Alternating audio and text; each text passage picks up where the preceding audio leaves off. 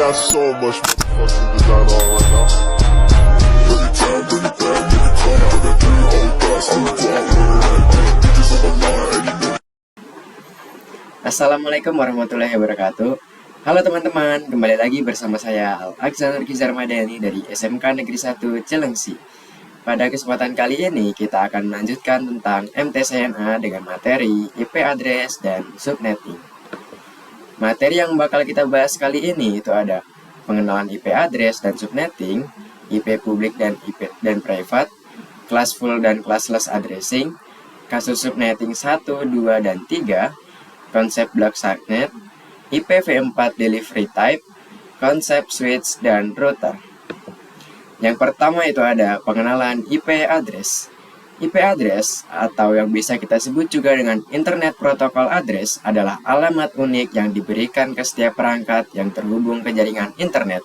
Bisa dibilang IP address itu seperti alamat rumah, tapi untuk perangkat seperti handphone, laptop, ataupun server, supaya bisa saling berkomunikasi di internet. Analogi sederhananya yaitu gini teman-teman. Bayangkan kamu kan beli paket nih. Nah, IP address itu adalah sebagai alamat rumah penerima. Nah, tanpa alamat itu, paket gak akan sampai ke rumah kalian. Nah, itu analogi sederhananya teman-teman. Fungsi utama IP address itu ada mengidentifikasi perangkat di jaringan, memungkinkan pengiriman data ke tujuan yang benar, membantu perangkat menemukan satu sama lain di internet. Contoh bentuk IP address itu ada 1. IPv4 itu adalah IP yang paling umum digunakan. Contohnya adalah 192.168.1.1. Dan yang 2 itu ada IP versi 6. Itu adalah IP yang versi baru dan lebih panjang. Contohnya itu ada 2001, 0DB8, 85A3, 0000, 0000, 8A2E, 0370, 7334. Yang kedua itu ada pengenalan subnetting. Subnetting adalah teknik dalam jaringan komputer untuk membagi satu jaringan besar menjadi beberapa jaringan kecil atau yang bisa kita sebut juga dengan subnet. Tujuan subnetting itu ada mengurangi kemacetan lalu lintas jaringan dan mengurangi collision atau tabrakan paket data, dan membagi IP secara efisien meningkatkan keamanan dan memudahkan administrator mengelola jaringan yang besar. Kenapa sih subnetting itu penting? Subnetting digunakan itu supaya jaringan lebih rapi dan terorganisir, mengurangi kemacetan di jaringan, meningkatkan keamanan, dan memudahkan pengelolaan jaringan. Yang ketiga, itu ada prefix dalam IP address. Dalam dunia jaringan, prefix atau yang bisa kita sering sebut juga dengan CIDR notation adalah angka di belakang tanda garis miring atau slash yang menunjukkan beberapa banyak bit dari total 32 bit alamat IP yang digunakan sebagai identitas jaringan atau network ID. Apa sih arti dari slash 24? Angka setelah slash itu disebut prefix flag. Artinya 24 bit pertama digunakan untuk network dan sisanya untuk host ataupun perangkat. Contohnya itu ada IP 192.168.1.0/24. Nah, slash 24-nya itu untuk bit network dan sisanya itu untuk host. Karena total IP versi 4 itu ada 32 bit. Nah, 24 bit network itu 24 bit itu network dan 8 bit itu host, berarti ada 256 alamat IP. Hubungan prefix dalam subnet mask. Prefix bisa diubah jadi subnet mask, yaitu slash 24 bisa diubah menjadi 255.255.255.0, slash 25 itu bisa diubah jadi 255.255.255.128, slash 26 bisa jadi 255.255.255.192. Intinya, prefix ataupun slash 24, slash 25, dan lain-lain itu penentu ukuran jaringan. Semakin besar prefix, itu semakin sedikit host, dan semakin kecil prefix, itu semakin banyak host. Dan di sini saya sudah membuat tabel dari IP address, subnet mask, dan host. Yang keempat itu ada IP private.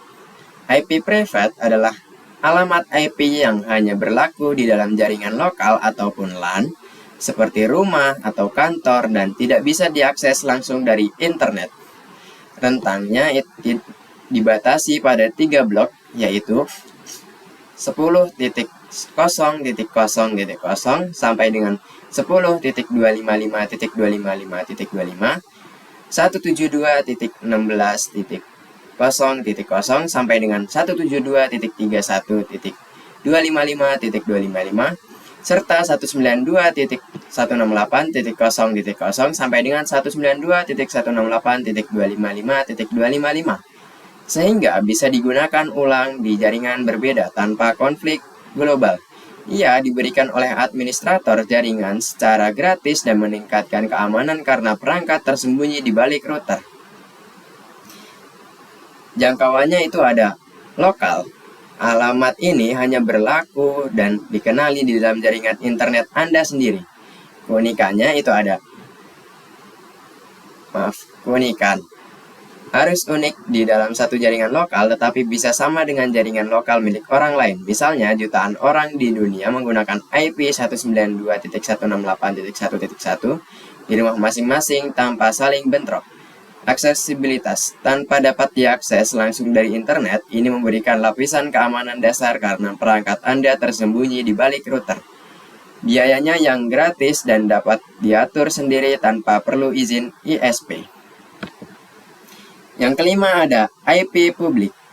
IP publik adalah alamat IP yang unik yang diberikan oleh ISP atau penyedia layanan internet untuk akses global melalui internet seperti 123.45.67.89 dan tidak termasuk dalam rentang private.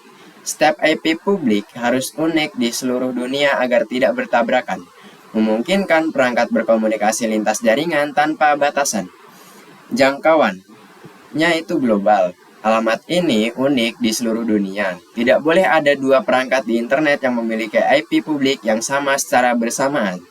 Aksesibilitas dapat diakses langsung dari mana saja di internet, tergantung pengaturan firewall.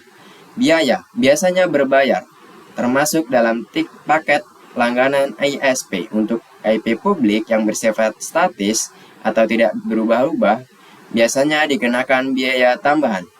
Pemberi alamat dikelola dan dialokasikan oleh organisasi seperti IANA atau Internet Assigned Numbers Authority ke ISP lokal. Keenam, ada classful addressing.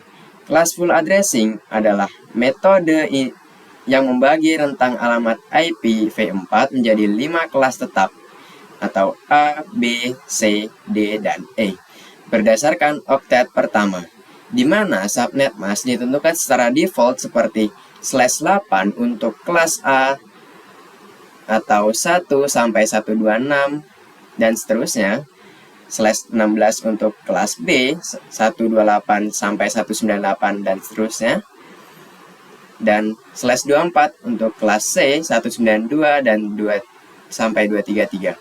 Ia sederhana dan mudah dipahami, tapi sering menyebabkan pemborosan alamat karena blok besar untuk kelas A dan B meski kebutuhannya kecil. Yang ketujuh, ada classless addressing. Classless addressing atau CIDR.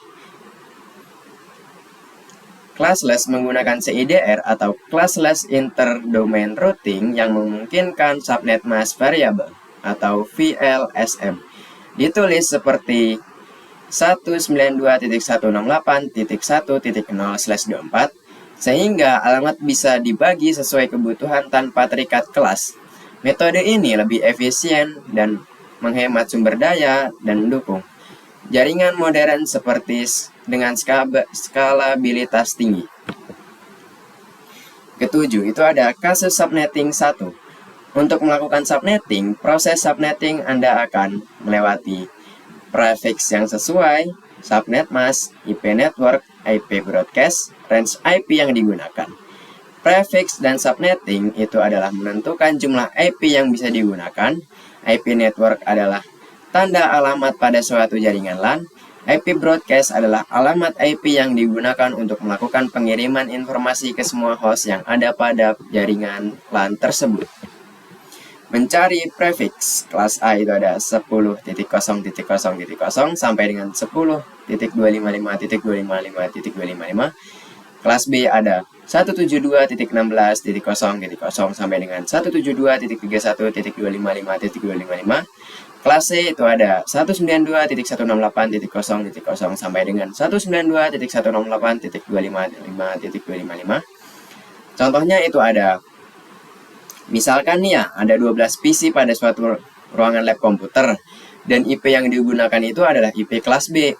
Nah, cara mencari prefixnya itu dengan cara mencari dua pangkat berapa yang hasilnya melebihi 12 dan tidak kurang dari 12. Nah, kita cari nih, kan saya sudah menyiapkan tabel di sini ya nih, tabel perpangkatan 2. Nah, di sini kita cari perpangkatan 2 yang melebihi 12 dan yang tidak begitu jauh dengan angka 12 dan tidak kurang dari 12. Nah, perpangkatan tersebut adalah pangkat 4. Nah, perpangkatan yang hasilnya 12 dan tidak kurang dari 12 itu adalah 2 pangkat 4 yang hasilnya 16. Jadi, rumusnya adalah jumlah bit IP versi 4 dikurang berapa dari pangkat 2. Nah, jadi dikurangnya tuh di pangkatnya ini nih. Jadi, kita kurangkan di sini nih, 4-nya ini. Nah, jumlah bit IPv4 kan ada 32. Jadi, kita tulis di sini 32 dan dikurang 4. 4-nya dari si perpangkatannya ini tadi. Nah, 32 dikurang 4 itu adalah 28. Nah, jadi prefix yang kita gunakan adalah /28. Nah, selanjutnya itu ada mencari total IP dan subnet mask. Mencari total IP. Nah, misalkan IP yang digunakan itu adalah kelas B nih ya, dengan IP 172.16.10.x/28. Nah, cara untuk mencari total IP-nya itu dengan cara 2 pangkat 32 dikurang 28. Nah, 32-nya ini dari si bit versi 4-nya itu. Nah, total bitnya kan ada 32. Nah, dikurang 28-nya tadi dari hasil di sini. Jadi kita kurang 32 dikurang 28 adalah 2 pangkat 4. Nah, jadi hasilnya adalah 16. Nah, jadi total IP-nya itu ada 16. Nah, lanjut kita mencari subnet mask. Caranya itu dengan mengurangkan jumlah IP. Kan jumlah IP kan mentok 255. Nah, jadi kita menggunakan angkanya itu 256. Dikurangkan 16. 16-nya itu dari si total IP di sini. Jadi 256 dikurang 16 sama dengan 240. Selanjutnya yang ke-8. Selanjutnya itu masih ada mencari IP network dan IP broadcast. IP network adalah IP yang paling depan ataupun IP pertama. Dan IP broadcast adalah IP yang paling belakang atau IP terakhir. IP network itu dimulai dari angka 0 di koma 16 ini dari total IP yang kita cari tadi. Nah, ini 16. Lalu 32 ini dari perkalian dari 16 tambah 16 ini. Jadi 16 tambah 16 kan sama dengan 32. Nah, jadi seperti itu. IP broadcast itu adalah hasil IP network yang dikurang 1, yaitu 15 dikurang hasil pengurangan dari 16 dikurang 1 dan 31 dari hasil pengurangan 32 dikurang 1. Range IP yang digunakan 172.16.10.0 dan 172.16.10.15. IP network dan IP broadcast tidak dapat digunakan, maka yang digunakan itu dimulai dari range 172.16.10.1 dan 172.16.10 dan titik 14. Jadi kita menggunakan IP yang di atasnya dari 172.16.10.0 dan di bawahnya dari IP 172.16.10 dan .15. Dan itu adalah 172.16.10.1 dan 172.16.10 dan .14. Selanjutnya nomor 8 itu ada kasus subnetting 2. Nah, kita langsung saja nih mencari prefixnya kayak tadi. Kita masih menggunakan cara yang sama, yaitu mencari 2 pangkat berapa yang hasilnya melebihi itu. Nah, bisa kita kasihkan contoh, misalkan ada 60 PC pada satu ruangan lab komputer dan IP yang digunakan adalah IP kelas A. Nah, cara mencari prefixnya itu dengan cara yang tadi, yaitu mencari 2 pangkat berapa yang melebihi dari 60 dan tidak kurang dari 60. Nah, di sini kita cari nih di tabel sini. Nah, yang melebihi dari 60 itu ada 2 pangkat 6 dan tidak kurang dari 60. Nah, jadi hasilnya itu adalah 2 pangkat 6. Nah, jadi perpangkatan 2 yang hasilnya lebih dari 60 dan tidak kurang dari 60 itu adalah 2 pangkat 6 yang hasilnya 64. Nah, jadi rumusnya sama kayak tadi, jumlah bit IP versi 4 dikurang berapa pangkat 2, berapa dari pangkat 2. Nah, berapa dari pangkat 2-nya kan 6 ya. Jadi 32 dikurang 6 sama dengan 26. Jadi prefix yang kita gunakan itu adalah /26. Selanjutnya ada mencari total IP dan subnet mask. Sama seperti tadi, caranya adalah misalnya nih ada IP yang digunakan adalah kelas A dengan contoh 10.5.1.x/26. Nah, caranya itu dengan sama kayak tadi. 2 di pangkat 32 dikurang 26. 26-nya itu dari si /26 tadi. 30-nya dari jumlah total bit di IP versi 4. Nah, 32 dikurang 26 itu adalah 2 pangkat 6 yang sama dengan hasilnya 64. Jadi total IP-nya itu ada 64. Nah, kita langsung mencari subnet mask-nya nih. Dengan cara sama kayak tadi. Kita menggunakan angka 256 karena total semua IP-nya itu ada 255. Nah, jadi kita menggunakan 256 dikurang 64. 64-nya ini dari si total IP yang ada di sini. 256 dikurang 64 itu sama dengan 192. Selanjutnya itu ada mencari IP network dan IP broadcast. Nah, kita IP networknya seperti biasa dimulai dari angka 0 dan selanjutnya itu adalah total IP-nya tersebut. Nah, ini kenapa sih 128? Nah, 128 ini di hasil perkaliannya 2 ini tadi. Nah, IP broadcast-nya adalah hasil IP network yang dikurang 1. Nah, 64 dikurang 1 itu ada 63. 128 dikurang 1 itu ada 127. Nah, mencari IP range IP yang digunakan itu ada 10.5.1.64 dan 10.5.1.127. Nah, jadi range IP yang bisa digunakan itu ada 10.5.1.65 dan 10.5.1.126. Jadi yang range yang bisa digunakan itu yang di atasnya 10.5.1.64 sama 10.5 dan di bawahnya 10.5.1.127. Jadi yang hasilnya itu ada 10.5.1.65 dan 10.5.1.126. Jadi seperti itu teman-teman. Nah, selanjutnya kita akan melanjutkan nih kasus subnetting yang ketiga nih. Kita langsung saja mencari prefixnya tadi, soalnya tadi kita sudah jelaskan kan. Nah, misalkan di sini ada 100 PC pada suatu ruangan lab komputer dan IP yang digunakan itu kelas C. Nah, caranya seperti tadi Mas Yan, mencari pangkat 2 yang hasilnya tidak melebihi yang hasilnya melebihi yang hasilnya melebihi dari 100 dan tidak kurang dari 100. Nah, kita cari nih di tabel ini seperti tadi. Yang hasilnya lebih dari 100 dan tidak kurang dari 100 itu ada 2 pangkat 7 dengan hasil 128. Nah, perpangkatan yang hasilnya 100 yang lebih dari 100 dan tidak kurang dari 100 itu adalah 2 pangkat 7 yang hasilnya 128. Jadi rumusnya sama kayak tadi lagi nih. Jadi rumusnya tetap sama. Jadi 32 dikurang 7 sama dengan 25. Jadi prefix yang digunakan adalah /25. Kita langsung mencari total IP dan subnet mask. kita mencari total IP yang ada di kelas C. Misalnya nih, 192.168.10.x/25. Caranya sama kayak tadi, 2 pangkat 32 dikurang 25. 25-nya itu dari apa itu namanya? Dari prefix yang kita cari tadi. Dan hasilnya 32 dikurang 25 itu ada 7, jadi 2 pangkat 7 sama dengan 128. Jadi total IP yang ada itu ada 128. Nah, cari subnet masknya masih kayak tadi, 256 dikurang 128 sama dengan 128. Selanjutnya mencari IP network dan IP broadcast. IP network saya pakai tadi ya, dimulai dari 0, terus 128 total IP-nya, terus 256, soalnya dikalikan 2. Nah, IP broadcast-nya hasil IP network yang dikurang 1. 128 dikurang 1 ada 127.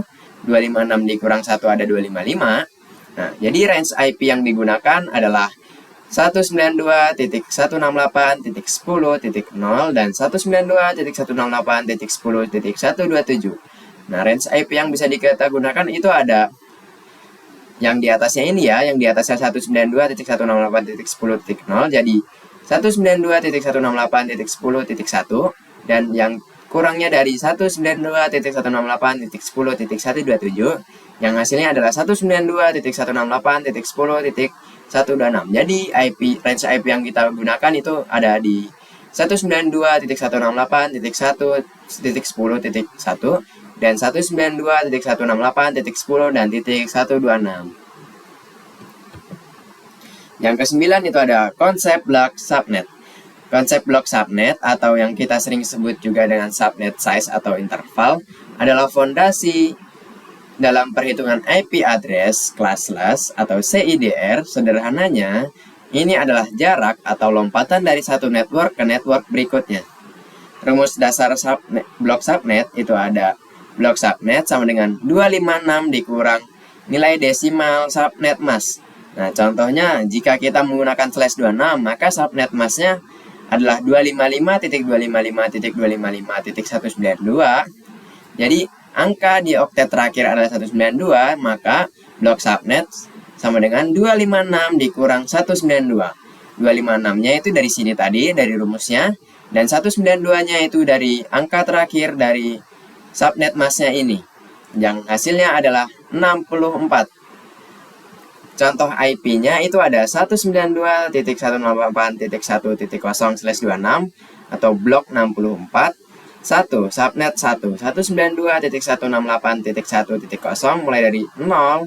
1. Subnet 2 192.168.1.64 dimulai dari 0 tambah 64. Subnet 3 192.168.1.128 atau 64 tambah 64. Subnet 4 itu ada 192.168.1.192 atau 128 tambah 64. Nah, jadi semua ini itu ada dalam satu naungan yaitu blok 64. Yang dimana itu angka akhirnya pasti 0 dan ditambah 64 dan selanjutnya ditambah 64 lagi. Nah, 128 ini ditambah 64 lagi. Jadi seperti itu teman-teman. Nah, yang ke-10 itu ada IP versi 4 delivery type. Yang pertama itu ada unicast atau 1 ke 1. Unicast adalah metode pengiriman yang paling umum. Data dikirim dari satu pengirim ke satu tujuan spesifik yang memiliki alamat IP unik. Contohnya adalah menjelajahi web, HTTP, mengirim email, atau melakukan transfer file FTP. 2. Broadcast atau yang kita bisa sebut juga 1 ke semua. Dalam pengiriman broadcast, data dikirim dari satu sumber ke seluruh perangkat yang berada di dalam satu segmen jaringan atau broadcast domain yang sama. Contohnya itu ada protokol ARP atau mencari alamat MAC atau DHCP yang kita bisa sebut minta alamat IP saat perangkat baru menyala. Yang ketiga itu ada multicast 1 ke grup. Multicast mengirimkan data dari satu sumber ke sekelompok perangkat tertentu yang telah menyatakan minat untuk menerima data tersebut. Contohnya adalah streaming video atau IPTV, konferensi video atau pembaruan harga saham secara real time. Nah, yang ke-11 itu ada konsep switch dan router. Konsep switch beroperasi pada layer 2 atau data link, menggunakan alamat MAC untuk menghubungkan perangkat dalam satu jaringan lokal atau LAN. Ia mempelajari alamat MAC dari perangkat yang terhubung melalui tabel MAC address, lalu mengirimkan data hanya ke port tujuan, sehingga efisien dan mengurangi tabrakan data. Konsep router bekerja pada layer 3 atau network yang menggunakan alamat IP untuk menghubungkan jaringan berbeda seperti LAN ke WAN atau internet. Ia menentukan rute terbaik melalui routing table, NAT, dan fitur keamanan seperti firewall. Router mengelola lalu lintas antar jaringan, membagikan IP via DHCP dan lebih lambat daripada switch karena analisis rute yang lebih kompleks. Mungkin segitu saja. Terima kasih sudah menonton.